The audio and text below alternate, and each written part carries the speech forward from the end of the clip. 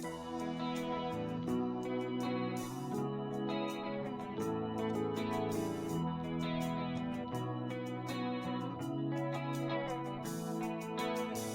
you knew me before, you wouldn't even look my way.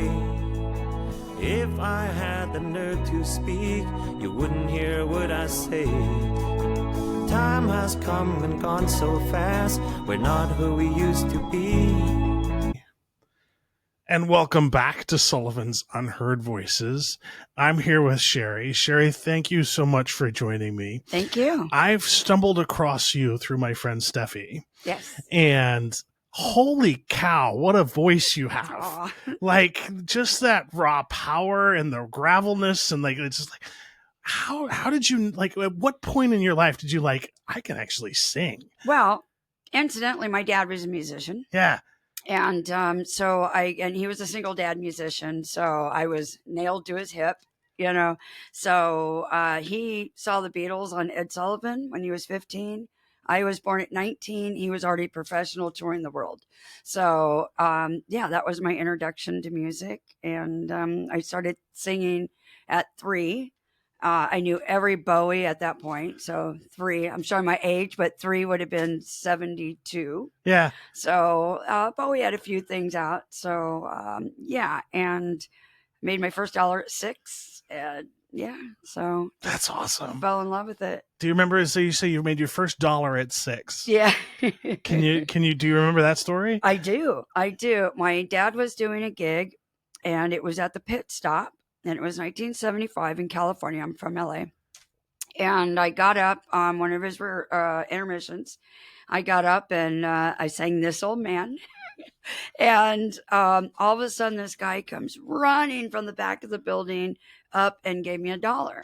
And ends up, he was like the cook, and he heard me. And I know it's this big old whoo, but this old man, but still, I was only 6. But the fun thing is my dad actually framed it. That's and so put awesome. On Sherri's first pro dollar with $1, the Pit Stop 1975. So that's so awesome. Yeah. See, like, and I know you say like it's a little thing, right? However, like if you were to like took me at age 6, I'm not getting up on stage. Like that's a level of like confidence and like that not a lot of people, and I don't want to say a lot of people, but some people just don't have. Right. And that showman quality too, the showmanship, if you will. Did you get a chance to go on tour with your dad? I did not. I'm so sorry. Yeah, I know. And he he did. I'm sorry, my makeup's going to my eye. I'm burning. I wish, because he went on a 3-month DOD sponsored tour in Germany, and he went to Norway and Israel and Japan. And every time he'd come home, he was like, we're going to move there, Yeah. Oslo, I went, well, I don't know about that one. It's awfully cold. We're in LA, but yeah, I didn't. But when he was in town, I was at every show, and of course rehearsals, slept in front of the speakers and all that. Do you mind if I show a picture? Yeah, no, go ahead. I had to bring it because I said, Dad, we're going to, he died almost 4 years after getting the vax. So, I'm so sorry. I know I'm going to bring you up, so I'm going to bring a picture. So there's my papa. Oh there. My goodness, that's so awesome. Yeah. Yeah, he sat in with Oak Ridge Boys and Ricky Nelson, and was supposed to go on tour with Linda Ronstadt, but she got sick and canceled, which I was really bummed because she was one of my idols, so but yeah. And when did you start getting into bands yourself? Well, I was supposed to, actually, we had this agreement that when I turned 16, I would join my dad's band, because that was the age, at least in Colorado at the time, that you could go in the bar with the band. Okay. But when I was 13 and he went to the aforementioned DOD sponsored tour, I actually, sad moment, but not really, I actually ran away from home, from who he was with at the time, Yeah. And before that, I would run home every day, and first thing I do is, put on the albums. And of course, back then you'd put an album on, hear a line, stop it, write it down, put the needle back on, write it down, so. Let's do this. Thank Because you. I want to honor him as well. Thank you so much. And so let's. Yeah, Michael Herman, my papa. Yeah. But then let me also fix the camera so Okay. people can see it. So give me Sure. 1 second here, y'all. Sure. I think that's awesome. Yeah, he was majorly a big influence. There So we go. yeah, so then I ended up spending a couple of years on the streets and then had kids and music went to the wayside. Yeah. And then when I was about 30, a little later than that, about 35, it was just always a hole because we always knew this is what I was going to do. Yeah. And it was a hole, but then all of a sudden, and I'm going to say it, American Idol came out. And I saw people get up on stage that you could tell with every fiber of their soul that they thought they could sing. Yeah. Because everybody around them, Told them they being could sing. nice, would say they could, which to me, don't do that. If somebody can't sing, don't tell them they can. You can be nice about it, but I mean, if they literally cannot hold a note. So, because what happens is I looked and I went, wow, I haven't sang in front of anybody in a long time. All of a sudden, I would not be able to get a word out. And even my old lady at the time, I couldn't sing in front of her. I'd try and nothing would come out.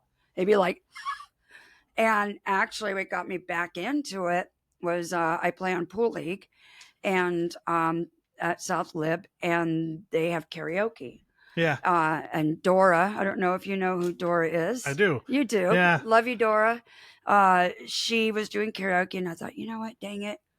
Come on, Sherri. Let's just see if you still got it, And I got up there, and when I look back, I was rough, hadn't sang in a long time. And then the very second night I saw her, she gave me this book and wrote all this stuff out. So I went through a lot of health, epilepsy and stuff. And she was just like, you're an inspiration. I mean, really just pumped me. Yeah. And there was no looking back. I was back into it. So there was a long hole for quite a while, and so. And I'm so glad you got back into it. Thank you. Because the music scene down here needs your voice down here. Thank you. It really does. Thank you. It's one of those, it's like for lack of a better term, a breath of fresh air, if you will. You know what I mean? But yeah, it's one of those things like, it's so I don't know if you know Nikki Jones. Yeah. I have the same She's sort adorable. of feeling towards her voice, right? Yes. It's just like you hear people's voices and you're like, oh, that's different. Yeah. Like that's like out of this league different, because some of the notes that you can carry on and some of the notes that you can hit with the voice that you have, not a lot of people can hit those notes. Oh, thank you. Yeah. And it's funny you say that because I always feel like, if I could only do that better. Yeah. I think we are our own worst critic. 100%. So I appreciate you saying that because, kind words, they carry far. And I know what you mean there, right? Because like I struggle listening to my own podcasts because I think I'm terrible. Everybody says that I'm awesome. I've watched them. No, you're not terrible. But I'm the worst critic, right? And that's just, I think that's kind of par for the course. It is. For people that have been through some trauma. Yeah.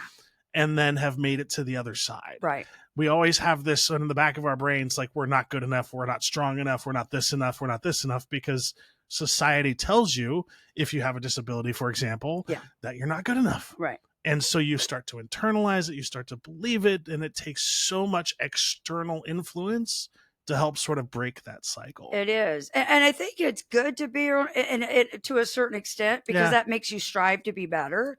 But it's handling your own voice. Yeah. And knowing when it's the reptilian mind just saying crap to yourself and taking what's good, but not letting it just throw you out of the ball game like I did for a little while. You know? So, yeah. Well, and it's just music in general is so hard to make a living on. If you want to make money, don't do it. Right. It has to be a passion project. And let me give a shout out to my band, because I appreciate them so much, because I would do it free, and I honestly do mean that. And whenever we have looked for a new member, part of the rule is we're not in it for money. If you're going to go, oh, well, if your first question when I tell you we have a gig, because I do the booking, and if you go, well, how much does it pay? There's the door. Because that should not be the first question. And plus, we like to give back by doing benefits, and like we did last year, we did for the CASA, the Children Advocacy. I mean, you got to give back any way you can. And that makes me feel good. That's one of my biggest regrets is CASA. I interviewed the woman who was the executive director of CASA here in Marion County. Is this the one that was last year? Because I think they got somebody new, right? I have no idea. Yeah. But I just remember like having this amazing, powerful, emotional, like tear-jerking conversation, and the audio didn't record. Oh, no. And I have not been able to revisit that conversation since then. At least it's in your heart. Oh yeah, because it doesn't negate how wonderful it was at the time, right? Because but I totally get why you would want to throw a benefit for CASA, because talk about the unsung heroes of our community. Absolutely. You should have them on the podcast. I'll try Thank again. you so much. Especially if it's a new executive director, maybe I'll reach out and say. Yeah. Well, and I mean, I had my issues. I was a very young parent. Mm-hmm. I had I had 3, and thank goodness, never judge anybody that has their kids young, because I had my first 4 days after I turned 17, 3 by 21, but with a week's notice, I had emergency hysterectomy at 21.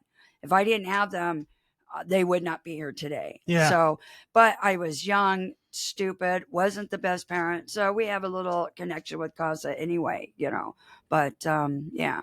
At the same time, though, you're 100% right. Like at 17 years old, like how quick we are to judge people. We are. Without knowing the full story. Exactly. And that's such a discredit to anybody that's been through similar situations. Yes. Because it's not like you went out and were like, I want to be a mother to 17 kids and had all this whole thing. Like, no, this circumstances in life happened.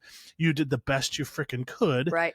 And now you're here and you're doing amazing. So like, back off, people. Right. Well, and plus I truly believe that we are on this earth to learn lessons. 100%. So if somebody can really sit there and go, yeah, I believe that, but then they judge anybody for a lesson that they're going through, well, that doesn't make much sense. Yeah. So things are in place for us all to learn. So we've got to have those trials and tribulations, or else we would just not evolve, because we'd be so dang happy and eating fruit on, in the meadows, and not a care in the world. We've got to have those hardships, so 100%. Yeah. But I got to, my oldest daughter, Sharon, when we just played in Wenatchee, she lives in Everett, and usually I don't get to see her and the kids, but once a year. She'll drive down every November, December. So when this gig came up, I got a hold of her and I said, hey, if I do this gig, how far is that from you? And she's like, I'm there. It was a 3-hour drive. She says, I'm there. So, and without the kids, love my grandkids, but it's nice when you have an adult daughter to spend adult time. And so we spent the weekend together, got to meet her new boyfriend. And yeah, it was almost more fun than the gig. That's awesome. Barely, because I like playing. So it's so important too. Like, and one of the things that I want to talk to you about is the evolution of your band in general. Do you remember how you came up with the idea? Yeah. Well, interesting enough, I was in a different band that we had named, I really dig this name, the Hookah Smoking Caterpillars. Oh, so, awesome. Right. Can you imagine the T-shirts? It would have been great. That's right up there with Johnny Wheels and the Swamp Donkeys. Yes. I love that name too. Yeah. Right. So Russ, who is my bass player, he was setting in, and we met, and then he was like, hey, do you want to be in my band? His drummer, Stan, had a stroke, and his drummer did most of the singing. Their guitar player, Jerry, would share that. But after the stroke, he had a hard time doing both. Yeah. He could still play drums, but he had a hard time remembering. So I was like, sure. And it's funny because at the time I was like, oh, I can do both, because the other band was so young. We weren't gigging or anything. So I thought, you know what, I'll do both. But the other band just kind of dissolved. I won't go into why. But it did. And so I came in as a co-lead singer. And then that was 2.5 years ago. And so it just kind of evolved from that. And love Jerry and Bob. Hi. Jerry was the guitar player, helped form the band. And Bob was the keyboard player. And they wanted to spend more time with their family. Totally dig that, So, and I was kind of like, booking. Yeah. I think we were more than they thought that was going to happen. So yeah, we just got a couple of new members here recently, and yeah, and we're doing even. I don't want to say better because I'm not judging what it was before, but I'm real happy. Let's just say that. Yeah. I'm really, really happy with my band. And it shows, right? And one of the things that I love when you have a band like yours on stage, because it's those bands that have a certain kind of energy that feed off each other on stage that sort of sets some other bands apart. Because like I've been in those experiences where you like have a whole band on stage and you have one artist that's sort of checked out and they're just kind of whatever. Whatever. No And, give and take to the audience. Yeah. Yeah. Like how important is that give and take to the audience? It's so okay. Well, as I look at it this way, when I'm in the audience, especially if it's a band that I know and I really like, you look for those opportunities that you catch eye contact. It gives you a chill. You feel like you're a part of what they're feeling. And when somebody's on stage and say they're just looking at, I'm not going to get to, but it's one of my pet peeves. And somebody's just reading and not, it's a divide. And it's hard for me when somebody's looking at me and I can look at them and I can see that we are making them happy. That feeds me and that just ramps my energy, so it's a give and take for sure. And then when you're playing on stage, do you ever like change the set list up if like the crowd is vibing one way or another? What we will do is if people are up dancing, we will elongate a song. And also one thing I do is I don't like taking 15, 20-minute breaks because to me, as soon as things stop, that's when people can go, oh, I'm starting to get tired, I've seen it. But we also try to do the set list to where we're a roller coaster, to where it's, get up and dance and then give you a little time to breathe, and so we try to form it like that. I appreciate that. Yeah. Yeah. Cause like given the opportunity for people who may only be able to slow dance to get up and slow dance. Right. Yeah. And you got some honeys that might want to get up and, be close. Yeah. So we try to, not a lot of slow songs, but we try to add some slow songs. But it also depends. Like I keep a log of where we play and what happens and whatnot. So you tend to get a feel, we're playing here. In our experience, this has happened. And okay, so let's add these songs for this place and, things like that.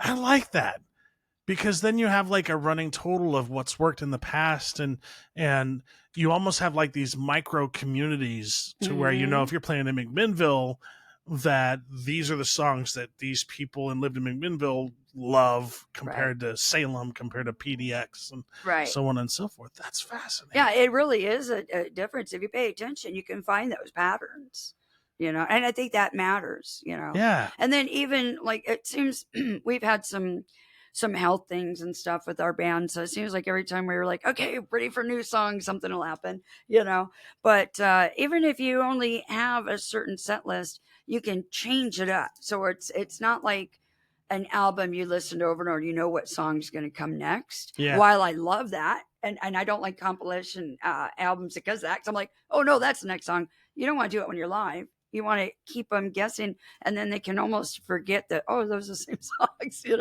But yeah. But then I also like I have a personal philosophy regarding that too, right? Because I respect an artist who puts out an entire album and I want to listen to it from start to finish as a way of respecting the art. Yes. At the same time, if I'm going to them live and they were to play the album, it's like I could have just played the album. Right. I want some differentiation. So I don't know if that's a word or not, but I want something a little different. And I actually think music live is better when it's not perfect. Well, I think it's more relatable. Yeah. When it's not, like the motto is it's live. You are going to make mistakes. Like, for instance, when Atchie, all of a sudden, one of my snap-ons cord for the back of the monitor, all of a sudden we didn't have monitors. Oh no. Yeah. No, Andrew, I love you. Andrew is our newest guitar player, and he is such an asset to this group. Like, he's like, oh, I got the other PA, and I'm like, thank you. So you're going to make mistakes, or things are going to happen in a song. His pedal board, all of a sudden, we're doing a song and there's no guitar. Well, I just kept going. We just kept going. I'm like, he'll come back in when he fixes it, because the last thing you want to do is stop and make it obvious that there's a mistake. And some things are going to be obvious, but some things the audience won't even realize, unless you bring attention to it. So I think that, it's live. Things are going to go wrong. It's just going to happen. But I think it's how you handle it, And I don't think people appreciate, unless you've been in the industry and you've put on a live event, right? Because I don't know if this has happened to you. This has happened to me countless times, where you have everything sended up like the day before. Yeah. Everything sounds perfect. You haven't touched a thing. Right. Nothing has changed. And then you get there the next day and you're like losing half of the audio. You're yeah, like, right. What the? Right. Like, we usually don't get a chance to go the day before, but my personal, rule is, I don't care what time the gig is. We're there unless it's a private gig and they have some kind of stipulation. Yeah. We're there 3 hours beforehand, because, even if it only takes you 20 minutes to set up your pedal or, your keyboard, you never know when there's going to be something wrong. And plus, I like to make sure that we do our sound check at least an hour beforehand, because otherwise you don't want to announce, hey, don't pay attention to us, we're doing sound check. Yeah. Or if you don't, then you start and then you stop, because you usually don't go through a whole song, sometimes, but most times not. Then they think, oh, well, what are they messing up? So to me, and also I like to just kick back, visit with people in the room, get people pumped up. So I'm on the 3-1 steadfast rule. What's the 3-1 steadfast? 3 hours early, an hour before for a sound check. Gotcha. Yeah. I actually really appreciate that. Yeah. And are you the kind of person where you want people to come up and talk to you before or after shows? I love talking to anybody anytime. Yeah. And one of the things I like to do is I like to, when I'm on stage, I'm singing, is if there's, a guitar lead or whatever, I'm out there dancing with the people, and I think that they pretty much dig that, because you're making it interactive, or, if you're doing, and everybody knows a song, you can, hey, all right, help me with the chorus. And that's so awesome. I love bringing it into, I'm not just singing at you, I'm singing with you and for you, And that makes so much of a difference from an audience perspective too. Does. It's just so much more enjoyable. It is. Yeah. That's what makes it different than just listening to music at home or watching a concert on TV. You get to feel like you're a part of it. And then don't even get me started with the kids. Yeah. I love, one of our favorite places to play is at the Beehive. Any place where there's kids that can be there. And I like to get them up with me. Intermission, we let them play on the drums, because to me that's a little moment out of our day, but to a child, they could remember that for the rest of their lives and grow up and be musicians, and we always need good musicians. So, and it's never too early to start your children in music. No, it's never. Earlier the better. Yeah. And it's and one of the things that I also appreciate about that, because I was just at a Hoser show last month. And 2 of his songs were done on a stage in the middle of the theater, where he moved the entire audience to on the round as opposed to just being up on stage. Right. And the whole vibe changed after that. Yeah. Even though that's not even a huge part of his concert, that little shift, you could just feel the energy shift in the whole place. Right. I was like, oh, that's clever. Yeah. That is. anytime you have people feel like they're being seen. I mean, they've whether they're buying tickets or not, they've chunked out a part of their day to come see you. And to me, if you're just up there and acting like, okay, this is just what I'm doing, versus bringing them into it, they feel like they have been a part of something that evening and not just watch something. I think it's more memorable, you know. It's way more fun for Oh, sure. yeah. And it's For more fun sure. for me too. Yeah. You know, for Yeah. us, I should say, you know. And like, how important is that nonverbal communication though? So like up on Very. stage between your band members. Oh, yeah. Yeah. It's great when you can look at each other and you don't have to talk and you already know what you're saying. You know, and that comes with being each other a long time, not a long time, but enough time. Like Andrew and Marshall, our newest, Andrew, the guitar player, and Marshall, the keyboard. Andrew started in December and Marshall was in March. And Andrew and we know our looks real well by now, you know. But even if I need to say something, they're playing, I'll just kind of sidle up and, you know, whisper in their ear a little, you know, or whatever. But yeah, that's real important. Yeah, because you can't just stop and talk. Right. You know, so. Yeah, otherwise everybody be like, what's going right, on? exactly. I'm so confused. Right, right. And like I said, that accentuates if there's a mistake and you just stop and, oh, we just made a mistake. No. And is there any intent of your band putting out originals? Well, you know, it's funny because I would really like to at least be a hybrid.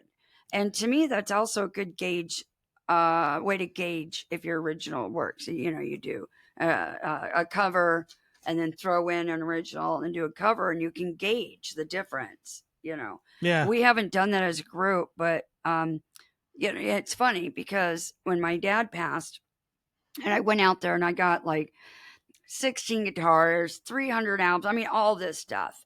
That was appreciated. His blood, sweat, and tears are on there and they'll be with me and my family forever. Mm-hmm. But what really made me sit down and cry was got his book of handwritten, because he was a singer-songwriter as well. That, and many of them I remember the melody. A lot I don't. Some have chords, some don't. But I really want to do this project where I can record an album of his music, not my version, but as close to the way he did it as possible. And my friend said, you're going to have a hard time finding a guitar player that can, you know, because I guess my dad does like several different styles in one song. I mean, he's like, he's great guitar player. But, and then I've also, over the years, you know, whenever I think of a line or I hear something cool, I'll write it down.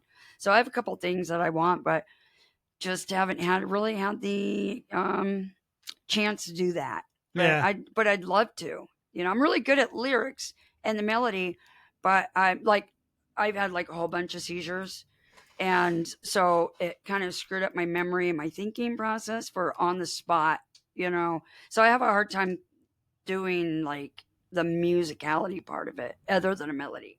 But I would love to. Yeah, I would love to. But I also think it's really important to keep music alive that cannot be sung by the original members anymore. 100%. You know, because if I want to go hear something I love, I can't hear it if nobody covers it and that person has passed. So and it really irks me when people are, they're just a cover band. Do you know that if you were to pull up any famous musician, a lot of them, their songs you think of their own are really covers from back in the 50s and whatnot. So people need to get away from putting down cover bands. And not only that, like, okay, so my view has kind of changed in the last couple of years because up until that point, I was kind of misinformed. I really didn't appreciate the sophistication, and then you take a band like Parabola in Portland. They're a Tool tribute band. Any guitarist who can play that, any drummer who can play that, any bass player who can play that is an amazing, phenomenal musician. Right. The Allman Brothers tribute band. Mm-hmm. Amazing, Mm-hmm. right? And just amazing musicians, right? And you've got Mr. Hanson, who's the tribute to Jimi Hendrix. Oh, I haven't seen that one. I dig Oh seeing my that. goodness, he was amazing. Wow. 72 years old, Yeah. up on stage doing stuff I couldn't do at 46. Right. And it's like, you can't deny talent is talent, and it shouldn't matter what you're singing, what you're playing. If it's freaking good, let's rock on and do it. And we got to get away from judging each other. Yeah. You know, judging is just it's ugly pastime. It's a useless activity. It is. Yeah. And you bring yourself down too. You know, you judge, you're bringing down your own vibration. So get away from that. Just appreciate it, you know? Yeah. Because it takes way more effort to judge people than it is just to accept people for who they are. It does. Yeah. You know, and if you don't like something, that's okay too. You're not required to, you know, but to make somebody feel bad about something, why? We need to love each other more, not judge each other and put each other down and talk smack and, you know. And I really believe to my core that there's no such thing as bad music. Mm-hmm. It's just other people like certain kinds of music more than others. And that has to be okay. And, you know, that's one thing that I thank my dad so much. He was very eclectic. You know, big old hippie. You wouldn't think that his favorite pastime other than music was recording music from one media to the next. Right? Yeah. So I have like over 300 cassettes that are all compilations and CDs. And a lot of times for a gig, I'll and they don't say what they are. Well, they do if you open and read it, but it'll just say collection 361. So I'll say, okay, Dad, what do you want to tell me today? You know, and cause I haven't even listened to them all yet, and I'll pull it out. I won't look, I'll put it on, and it can be, you know, Buddy Guy and then Michael Jackson and then Mozart. And then I was blown away. Last month, I pulled one out, and he had Susie and the Banshees on there. I'm like, are you kidding me, Dad? You know? I love it. Yeah, and I wish he was, well, I know he can hear me, because I was literally like, really? You have that on there? And then, you know, Ronstadt or something, you know, Allman Brothers, whatever after it. So he was very eclectic, and to me, and this is not steadfast, this is my humble opinion, but I think that the more that you can appreciate different styles of music, and I don't even say you have to pick that out to listen to, but the more you can appreciate, you know, the better musician you be, because you pick up little things from different styles, you know. And there's so many music that are under a genre that could fit 15 different genres. Oh, 100%. So I take songs by the song, not by it's this genre or that genre. And so many of my favorite artists don't fit into a particular genre. And that's good. Yeah. Like there's just, I mean, I'm not going to go into names and all the details, but like I find myself just drawn to vocals and the musicality. Right. And if you have those two things, I'm a fan. Right. Those are the most that I need is just a good song with good lyrics and good musicians. Yeah. Does it move you? Yeah. You know, does it move you here? Is your toe starting to tap? Do you know? And to me, that's what makes a good song. Yeah. You know, not how complicated the lyrics are or how complicated anything out. It's how does it make you feel when you listen to it? That's what music's for. And having that outlet too, because like for me, depending on what experience I'm having in the day, sometimes I just need to like belt out a chord song to feel better about whatever happened. Right. Or like if it's a really depressed kind of sad day, like I'll pull out some Sia or some Lana Del Rey or you know, something like Vibin'. And it's so I always have like all of these different artists, like depending on their album, like I want to vibe to this because this is kind of how I'm feeling. Yeah, exactly. Yeah. Music is our emotional anchor, you know. It can, and sometimes you want to wallow, so it's great to have songs you can wallow in, you know. Yeah. Kick off the headphones, be by yourself in the dark lit room and just vibe. Yes, absolutely. Absolutely. Yeah. I just growing up, I was always like, I'm so happy my dad's a musician, you know. And nothing against people with suit and tie fathers, but I was always like, oh, my dad's, you know. Well, I know what you mean, though. So my dad was not a suit and tie guy by any stretch of the imagination, but he only sang one song his entire life. Um, uh, Pull up your hat and imagine why. Sign, sign, everywhere the sign. Oh, yeah. Yeah. And that was the only song. song I heard until I was 16 years old. Really? And so music wasn't even a part of my life Right. until I was 16. And I bought Metallica Black Album. Right. Just because I thought the album looked cover. And I've said this on the podcast like many times, so I'm sure people are tired of it, but I hated it the first 2 times. Right. Because I didn't understand it.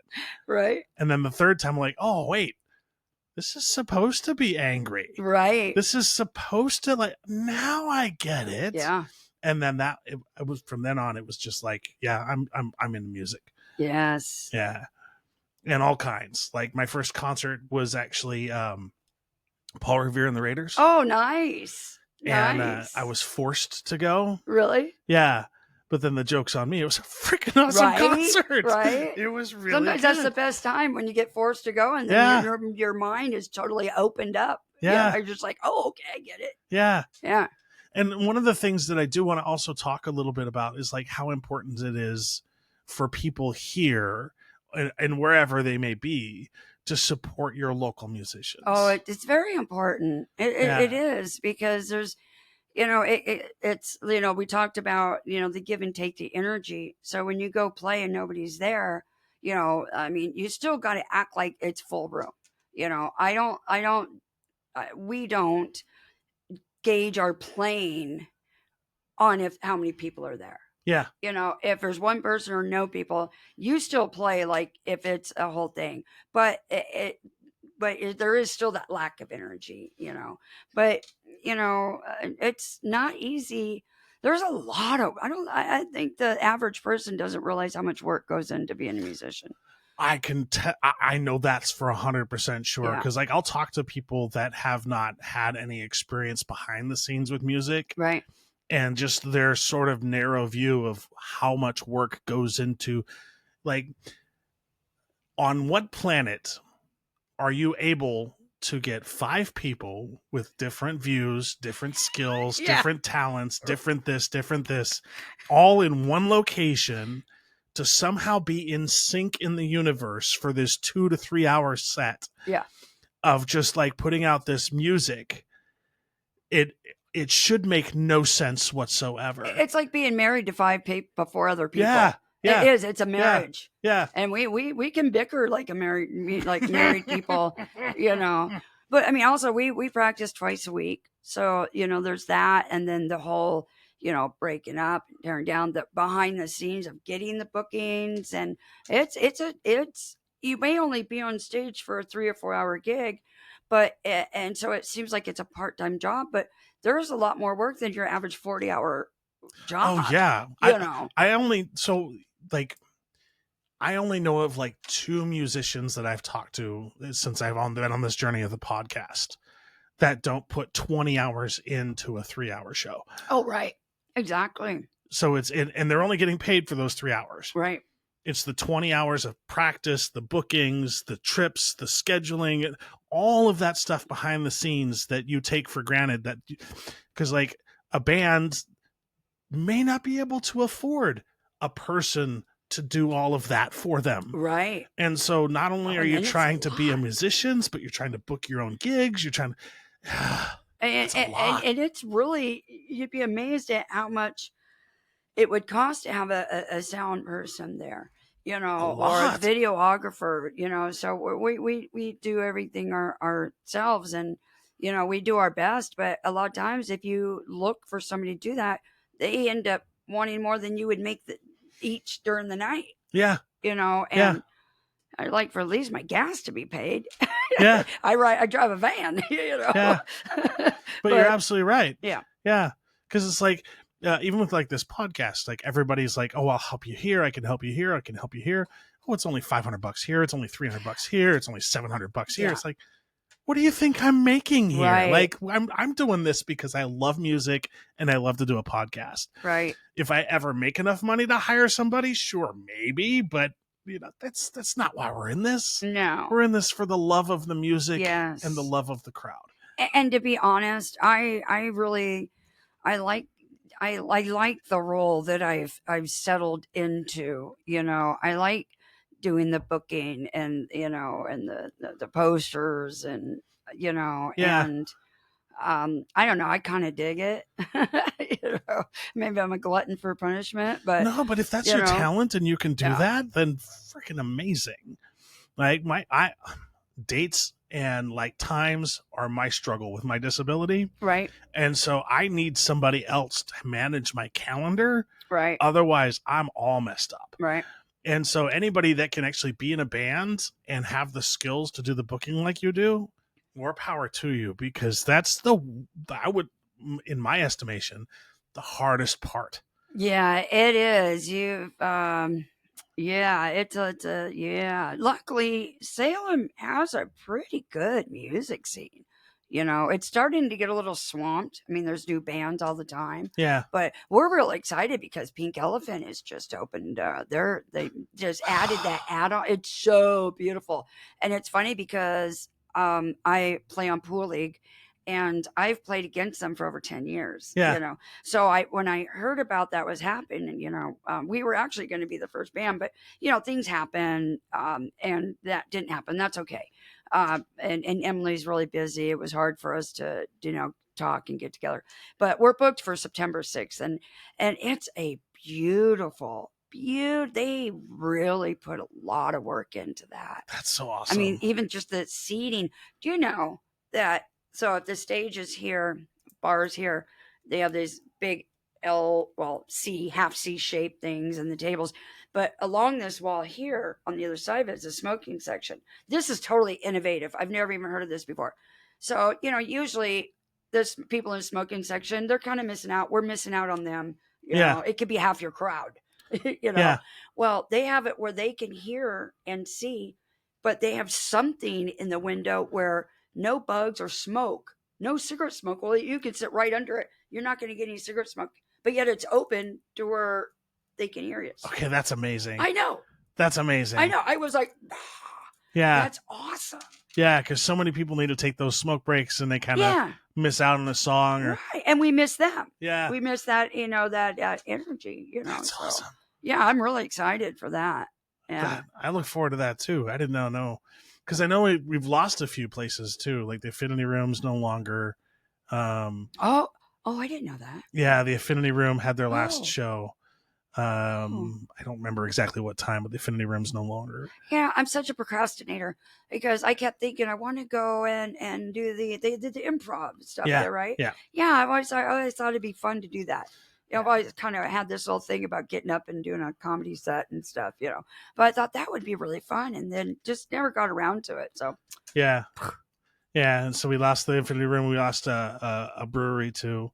I can't remember the name of it now. They didn't shut down the brewery. They're looking for a new space, but they also lost a live venue. So it's refreshing to hear that there are new rooms coming as well. Yeah, because if anything, the Salem needs more. They do. Yeah, they do. They do. So, yeah, cause especially with all the new bands that are popping up, even some of my friends have got new bands and stuff. So we definitely, need both to rise. 100%. Yeah. And we need a way for bands to work together as well. Absolutely. Because like one of the things that I would love to see is more like dual acts. Yeah. Well, have you heard of St. Jack's Parade out of Portland?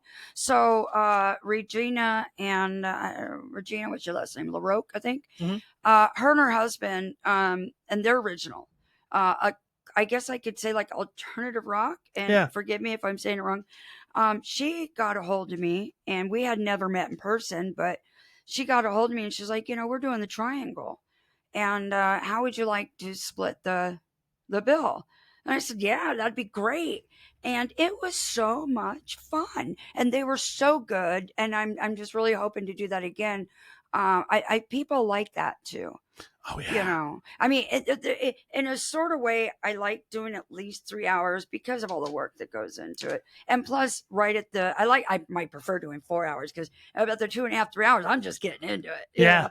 But even still, though, if you can support each other, And I guess I was surprised to hear this, but apparently original bands don't get as long as sets. She said, like, especially, I don't know if it's a Portland or if it's everywhere. They feel like people will, or the venue owners or whatever, that people will get bored after an hour and a half or whatever. And I'm like, well, if they're good, why would, I mean, I could watch them all, St. Jack's Parade all day. They're so good, and their energy on stage, is just. And Regina plays bass, and her husband guitar and sings, and forgive me, I don't know the rest of the group's name, but I mean, just awesome. So whenever you could play with each other and introduce each other to a different crowd that may not be there. If it was just, we're classic rock and blues, they're kind of alternative rock. So we get to, introduce the other band, you know what I mean? I do. Yeah. So I think we need to support each other. Like one of I love the Cascade Blues Association. Yeah. Oh yeah. Because they put on these shows now where they have like a 3-band lineup. And what I appreciate, because the last show I went to actually was with Johnny Wheels and the Swamp Donkeys.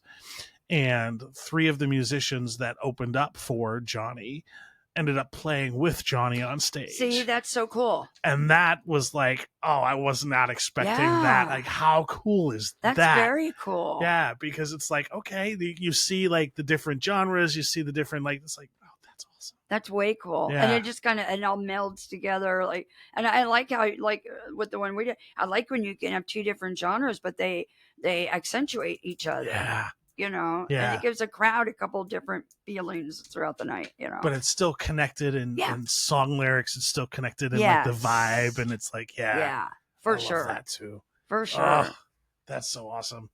Yeah. What shows you got coming up? So the 30th we are doing Triangle, mm-hmm. and then the 6th we're doing the Pink Elephant, and then we got a couple private gigs. In fact, I gotta mention this young lady. So we did the 4th of July gig in Estacada for the fire department, their fireworks show, and a mother came up to me and she said, my 14-year-old daughter plays drums, and is there any way that your drummer would allow her to get up and do something? I said, and in my head, I'm like, oh yeah, but of course, out of respect, asked my drummer, and he's like, as I knew he would, Joe, he's like, yeah. So we showed her what we had, and she picked out Mustang Sally. And before I hear any groans, I'm sorry, I like that song, and the crowd likes that song. There's this running joke about some songs, don't do this, but I go to people that say that, because I don't listen to that. But anyway, so she got up there, and her name is Soraya. Beautiful name, great stage name already, right? Yeah. Soraya, I don't remember. But anyway, and she was up there. So her mother immediately booked us for a private gig. And I told her, I said, well, on one condition, she's got to get up and do some more songs with us, So, but this young lady, her mother just sent me a video yesterday. She has been going to rock and roll camp and things like this. She has written a song, and she has written and I'm jealous. I'm jealous. She has written all the parts, the lyrics, everything. And I watched the video, and the drums aren't just, they're like this offbeat. Like, I don't know how she's doing it at 14 years old. It's crazy. And it totally reminds me of like a Ozzy. Yeah. It's funny how you can tell people's influences, when they write, or like Disturbed. Yeah. So it's like, I'm so excited for that. So, yeah. So, anyway, so a couple private gigs, and then, we'll be, Halloween party, that's a private gig. The next, Poorhouse, Halloween night, we'll be at the Poorhouse out here in Kaiser. Yeah. That's awesome. So, yeah, we've been going every week, and we go, we'll be at the Gallon House in September 11th, and then a private party on the 12th. But yeah, so Triangle, Pink Elephant, Gallon House, and Silverton, and then Poorhouse are our public gigs that are coming up. Yeah. So one of the things I do like to ask musicians as they come through, if you were to if you were to have like 30 seconds to tell a venue something that they need to make sure they have for the musicians before they get on stage, what would you advise venues to do? Oh, that's interesting. I don't think I haven't come across anything that they haven't. So, Because I know, like, some venues, when you get there, it's a blank stage. They provide nothing. and that's okay. We have all our own stuff, and Yeah. sometimes you'd rather have your own stuff. You know what I mean? Yeah. Like, especially when it comes like a kit or whatever. Yeah. But like, okay, so Pink Elephant. I mean, it is kind of nice, but they already have the mains, the monitors, even well, he's Barry on Facebook, but Levi, he even does sound. That's kind of cool, you know. But I don't mind. I mean, it's in my van anyway, and sometimes, like I won't say what venue, but there's a venue we've played a couple times, and they have a PA that we just can't figure out. I mean, you would think you would know, but 5 of us are going, what? You know, so it's not always the greatest when you can't use your own stuff. Yeah. So, while it can be nice, at least for the mains monitors, but I don't think that's really, at least for me, you know, it's not always the best. Yeah. You know, but I'd say what is nice, especially if it's a lower, is having some kind of a tab is nice, because it's nice when you go there, you don't have to spend all your pay getting something to drink. Yeah.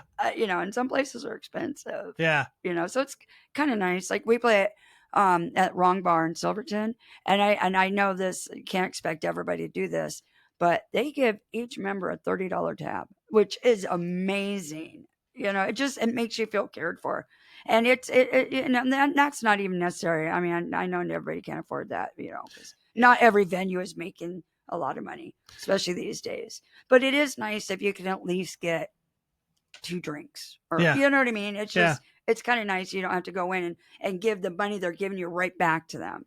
You know. Well, and it's because also, like, it behooves the venue to do that, because then you know your musicians are going to stay hydrated. You know your musicians are going to have access to the liquids they need to put on an amazing show. Right. And in a way, it's kind of short-sighted if you're not doing something like that. And at the very least, like, make sure that there's a steady supply of tea and water. Yeah. And it's nice also if I know I like to think that it's a 50-50 responsibility as far as getting the word out. You know, it's especially if they have a Facebook or whatever. Yeah. It's nothing for them to put something on the, you know, there's been times where the events on their page won't be updated, you know, and I advertise, you know, events, Facebook and all, and I'll make posters, and, you know, if I take down posters of the bar, you know, put it up. Yeah. You know, so a little bit of help in advertising is kind of nice too. That's another one of those things where it's a mutual benefit. It is. Yeah. It is, for sure. Because I know some venues in Portland in particular that don't do a good job of updating which bands and who's playing when. And there are times where I'll have to call the venue and say, but it's like, just put it on the website and you probably get more business. Well, especially if they have a website and they and you know, the webmaster, you know, makes a page for events. Yeah. And then there's nothing on there. It makes people think, oh, there's nothing going on there. Yeah. And not everybody will see my Facebook or, you know, to see that. So it's nice if they kind of help out with the, you know. Yeah, because it's sort of like the different pools, right? You have your band pool that follows you and they love you and all this other stuff. But then you've got the venue pool where people love to go to a particular venue. Right. And if they can advertise your pool to it's like a mutual beneficial kind of relationship that you can build. Oh, and if I can say one thing. Yeah. Turn off the TVs. Oh. Turn off the TVs. So I use our, you know, I'll set up my camera and whatnot. And there's nothing worse than getting home afterwards, because in the moment you're not thinking, and you want to make up a promo video, and there's a huge TV with, collectoral or depends going on above you. And, and then that distracts you from, you're looking at the TV more than, so that, I think that would be the number one thing. Yeah. Is turn off the TV. I would agree with that 100%. Yeah. And if you're not going to turn off the TV, put the logo of the band on the TV. That's true. Yeah. So, Kathleen, she has it's gonna Eden's Gate. Yeah. Yeah. So that's what she does. Is she has the logo of the band, and that's cool. Especially if a band doesn't have a banner or what have you. We have a banner and then we have the kick drum with it on it. So that is nice, But yeah, if it's just regular TV, just turn it off, It's just that much effort makes all the difference. Exactly. Yeah. Exactly. Now, does any of your jewelry have any significant meaning? It's funny that you asked that, because this is actually my dad's thumbprint. So whenever I do Can't You See, I always, I just broke out on stage, probably because my daughter was there too, but I got really emotional. Sometimes I get emotional. I'll cry when I sing it. But this is his thumbprint and then his ashes in the back. So, yeah. So this never comes off, and I like to. Yeah. My dad used to I'm sure he still does somewhere, but he did Can't You See, among others, really well. So I always, depending on the crowd, I gauge the crowd, and sometimes I'll either just say this is for my dad, or I'll say the story, but yeah, I try to honor him whenever I can, I really respect that. Yeah. Because I think we do have to do a better job of honoring those who've come and gone. We do. That's my paparoni. Yeah. Yeah. So many times we just sort of gloss over it and don't spend enough time celebrating the impact that people have had in our lives. Right. Yeah. Exactly. Well, if it wasn't, who knows? I don't know if, he was the inspiration of me, well, except that I wanted to be a drummer. I wanted to sing, but I wanted to be a drummer too. So when we moved to California to Colorado, I ran to the music room. I mean, I booked it. I was so excited. I'm here. A little narcissistic. I'm here. I'm ready to play drums. And the teacher said, honey, you're 2 weeks late in the school year. We only have one instrument left. I said, whatever it is, I'll take it. I just want to be in band. And it was the tuba, baritone C clef. Not the one that wraps around your own body, but still, yeah. And, but I did a solo a week after I started, and I did it for 2 years. But he joked that he really wanted to drive me out to the desert and leave me, because I'd be in the bedroom, Yep. But yeah, he was always giving me albums. And can I tell a quick story? It was really cool. So we did a private gig in Portland 2 weeks, not this weekend, but the last weekend, and wonderful people. So we're all set up, did our sound check, and then I'm kind of mingling with the audience. And there was a gentleman and two women, and we were just kind of talking. And then went up to play, and then on break, Bettina, the hostess, she came up and she said, do you know Matt Lazzani is here? And I was like, oh, who's that? She goes, Olivia Newton-John's first husband. Now, Olivia was my main, her, Linda Ronstadt and Joni Mitchell were but Olivia, her one Totally Hot rock album, that's the one I'd run home, and I was just ecstatic. I'm like, that's my idol, and apparently she said, yeah, he was in the audience saying, oh, she hit that note and things like that. And I'm like, okay, wait a minute. He was married to Olivia Newton-John, who could sing a stratospheric note, and he was impressed. So I was just like, goosebumps, fanboying. And then we were talking to him again. He was like, can you do my party next weekend? And I'm like, yeah. And Russ, gotta love you, Russ. Nope. That's all he said. Nope. And I looked at him and oh yeah, we have another gig next weekend. But wait, yeah, call me, Yeah. But, so I got to meet my ultimate idol's first husband. And that was and apparently she died a couple of years ago. yeah, it was the closest I would ever get to, Yeah. you know. So that was really cool. Oh, I love that. Yeah, I that was love that. really cool. See, and I have a problem because I fanboy and geek out on all musicians. Yeah, I know. So so I apologize to any musician who's like questions like why I act the way I do after the interview. It's because like I'm so geeked out and just can't believe that you're here talking to me that That's like awesome. I though. lose the ability to I'm just like, yeah. That's awesome though. Because I just musicians just to me are the coolest people. Because I very rarely have I met a musician that isn't sort of down to earth and humble. Yeah, I think that when your soul rides on a melody, Yeah, you know, I think it does, it grounds you. yeah, You know, not saying that there isn't like I've heard some people that say, oh, I wish I never met my idol, you know, but then again, now wait a minute, think about what they're doing, and especially if they're famous, they are boom boom boom kicking it out and all the things, so maybe they were just in a bad mood that day, you know. I mean, but I think that I don't know, music mellows me out and it keeps me grounded. Well, and also like how many people take an opportunity and so like, you know, I hear all these interviews of musicians and you don't hear them ever talk about the music. And it's like you wonder why the musician acted this way because you had him as a captive guest for 15 minutes Right, and you didn't bring up one song. right, You didn't bring up one melody. Right. You didn't bring up one like transition. Like you didn't Right. bring up any of that conversation. It's Right. like, who are you dating? Who are you with? Like, of course they're going to have that sort of reaction. Right? Right. I live music and you don't want to talk to me about music? right. That's right. so strange to me. Yeah, no, I get that. Yeah. Yeah, I get that. Mhm. Because like you only have so many opportunities to talk to musicians about music because it's when you live music, you're talking about music through the music. Right. So the opportunity that I have through this medium to sort of sit back and actually just ask questions about music, I Right. geek out all the time. Yeah. Yeah. Yeah. That's so way much cool. fun. Well, and So plus, how can you not be happy when you're actually doing something you love? Oh yeah, You know what I 100%. mean? Yeah. I mean, I can't.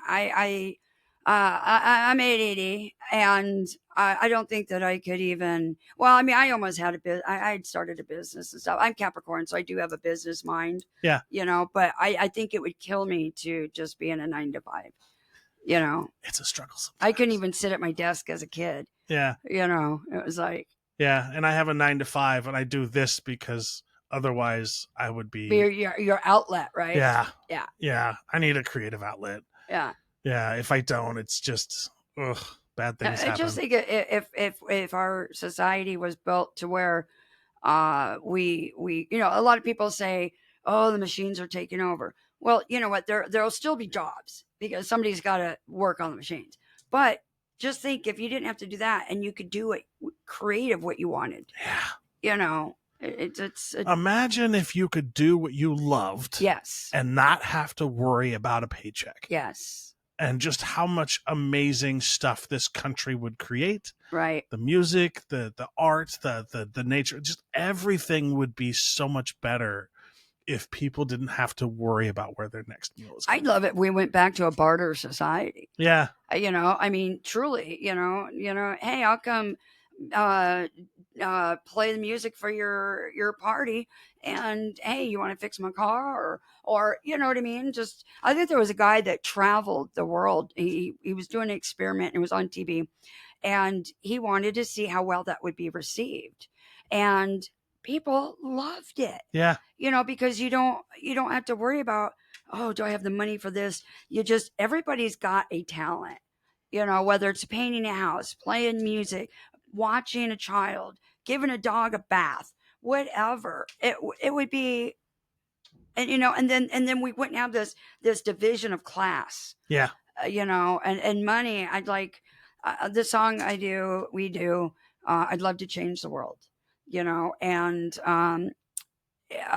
there's that one song, you know, oh, of course I'm gonna have a brain fart now, but anyway, it's money and you know, and I mean, I'm literally like, you know, and it's like, yeah, I need $1 to do what I need to do, but do I like it? No. Yeah. You know, Yeah. I have like a love-hate with, you know. Yeah. Like, I don't think I would be working a 9 to 5 if this ever paid for itself. Yeah. Yeah. Yeah. But at the same time, I don't really care if this ever pays for itself because I'm in it for the love of this. Yeah, and that's how I feel about music too. Yeah. You know, it's nice to get the money for it, but I'm just as happy doing a benefit, you know, where there's no money as anything else, because, you know, the money is the outside of it. The music on stage, that's what what feeds me, you know. And belonging to the community too, Yeah. right? Like, I spent so much time as somebody who's autistic sort of on the periphery, just sort of on the outside looking in and not having a space that's welcoming. Right. And what I have found is that 99.9% of the time within music, they don't care. Right. Are you there to enjoy the music? Do you support what we've got going on? We welcome you with open arms. Right. And that is something that I don't get everywhere. Right. And so and I think it's just, I love that about music. I love that about musicians.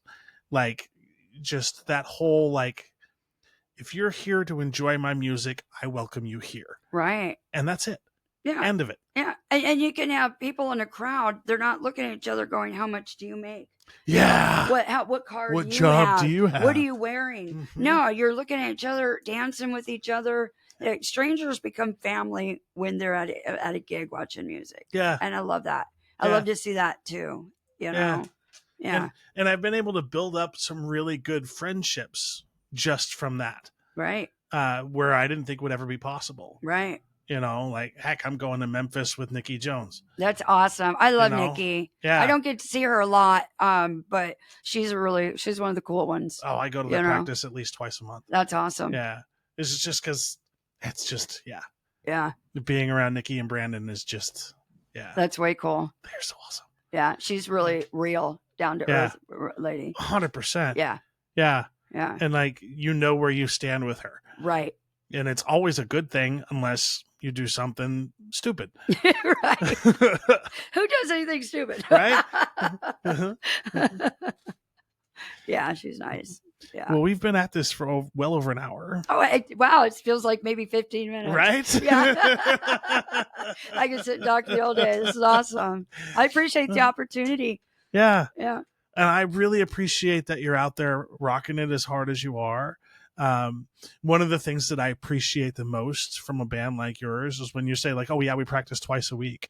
That makes all the difference in the world. It does. It all the really difference in the world. does. Yeah. And so I just want to say, from a fanboy perspective, keep doing what you're doing. Thank you. And keep rocking out what you're rocking out. Thank you. I just, I adore everything you get going on. Thank you. Appreciate that. And I'll end the podcast the way I always end it. People, be kind. We share the same air. We're on the same planet. And this world would be a much better place if we just treated everybody with dignity and respect. Absolutely. Wake up with what can I do? Every time you do something, just go, is this coming from love? Yeah. Yeah. Yeah. It's that easy. It's that easy. Yeah. Sherri, thank you so much. Thank you.